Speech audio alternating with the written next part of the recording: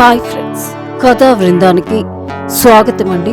కథలోనికి వెళ్లే ముందు తప్పకుండా లైక్ చేయండి, షేర్ చేయండి, తప్పకుండా సబ్స్క్రైబ్ చేసుకోండి. ఎంతో విశిష్టమైన హిందువుల పండుగలలో భోగి, సంక్రాంతి, కనుమ అనేవి చాలా విశిష్టమైన పండుగలు. ఈ పండుగల యొక్క విశిష్టత గురించి తెలుసుకుందామండి. ముందుగా భోగి గురించి తెలుసుకుందాము. ఇది సాధారణంగా జనవరి 14న జరుపుకుంటారు. ఈ రోజున ఉదయం తెల్లవారక ముందే అంటే 3:30, 4 మధ్యలో అందరూ లేచి భోగి మంటను వెలిగిస్తారు. దీనిని సంవత్సరంలో అకాలంలో ఉండే చలి పారద్రోలటానికే కాక ఇంకో సందర్భంగా కూడా జరుపుకుంటారు. ఇంట్లో ఉండే పాత చీపుర్లు, తొట్టలు, వెలిగిపోయిన బల్లలు వగైరాలను వదిలేసి కొత్త వాటితో నిత్య నూతన జీవితం ఆరంభించడానికి గుర్తుగా కూడా ఈ రోజున భోగి మంటలు వెలిగిస్తారు. సాయంత్రం పూట చాలా ఇళ్లలో స్త్రీలు, చిన్నపిల్లలు బొమ్మల కొలువులను ఏర్పాటు చేస్తారు. దీనిలో పిల్లలు తమ దగ్గర ఉన్న వివిధ రకాల ఆట వస్తువులను ప్రదర్శనగా ఉంచి ఆనందిస్తారు. ఇంకొంతమంది భోగి పళ్ళ పేరంటం ఏర్పాటు చేస్తారు. ఇక్కడ పేరంటాళ్ళు బంధువులు సమావేశమై రేగిపళ్ళు, శనగలు, పువ్వులు, చెరుకు గడలు, కొన్ని నాణాలను, కొత్త బట్టలు వేసుకున్న పిల్లలపై, చంటి పిల్లలపై ఆశీర్వాద సూచకంగా కుమ్మరించి దిష్టి తొలగిస్తారు.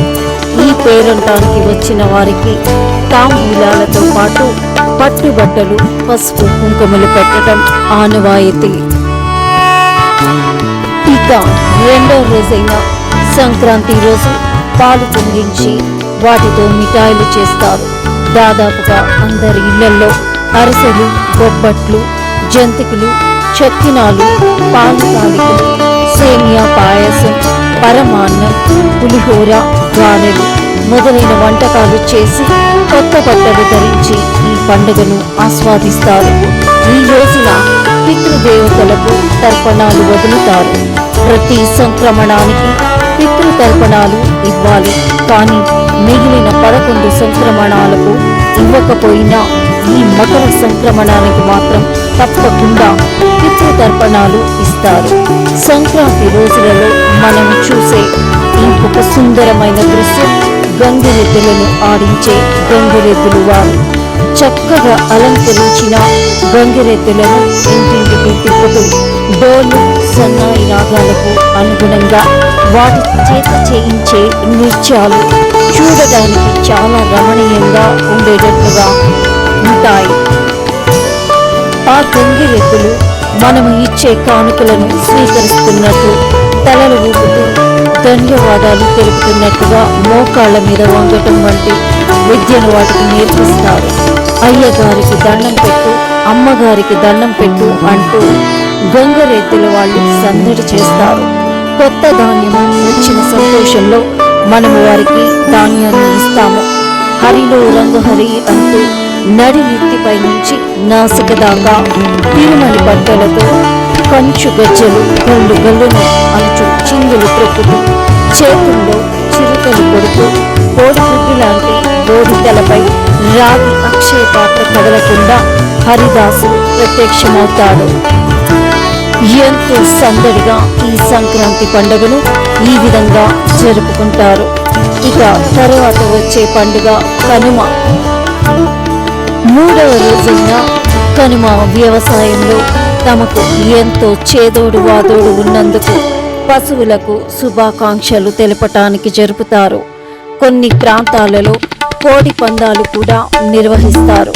అయితే ఆ పందాలను జీవహింసగా భావించి రాష్ట్ర ప్రభుత్వం నిషేధించింది.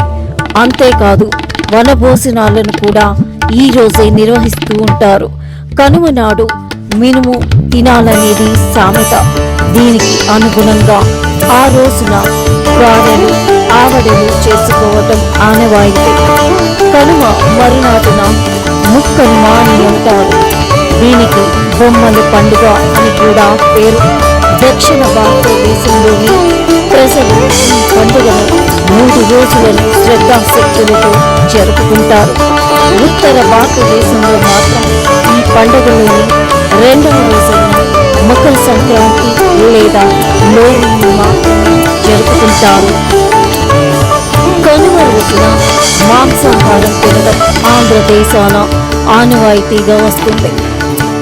మాంసాహారులు కానివారు గారెలలో హెచ్చు మాంసకృతులు ఉంటాయి కనుక దానిని శాకాహార మాంసంగా సంతృప్తి పడి పండుగ చేసుకుంటారు.